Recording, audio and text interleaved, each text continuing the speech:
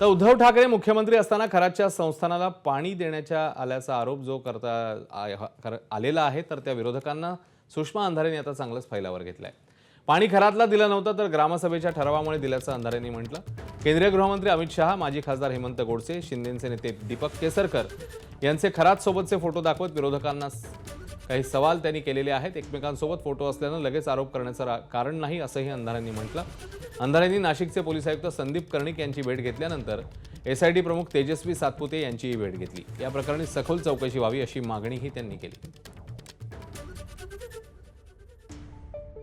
जलकुंभ उभारताना पाणी मागितलंय मिरगावच्या ग्रामस्थांनी म्हटल्यावर तत्कालीन जलसंपदा मंत्री सन्माननीय जयंतरावजी पाटील ज्यांच्याकडे हे खातं होतं, कारण हा विषय मुख्यमंत्र्यांकडे येत नाही, मुख्यमंत्री पदावरती उद्धव साहेब होते, तत्कालीन जलसंपदा मंत्री जयंतरावजी पाटील साहेब यांच्या मंत्रिमंडळाच्या उपविभागीय समितीकडे त्यांच्याकडनं जी आर पारित झाला।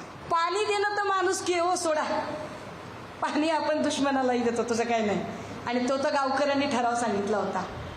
बंदूक देणं कशी माणुसकी असते मला सांगा, बंदूक ही माणुसकी नाही आहे। आम्ही अत्यंत स्वच्छपणे दीपक केसरकर आणि चाकणकर या दोघांचेही कॉल रेकॉर्ड तपासले जावेत अशी मागणी केली आहे। या दोघांचेही आर्थिक स्रोत तपासले जावेत याची मागणी आधी होती।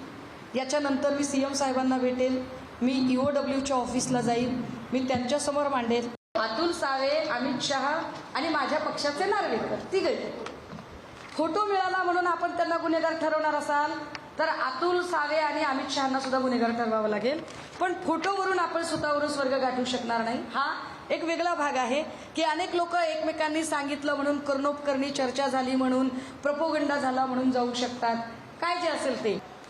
तरी सुद्धा मी म्हटलं की बाबा कोणी असं सापडलं तर त्याची गय करू नका। एबीपी माझा, उघडा डोळे बघा नीट।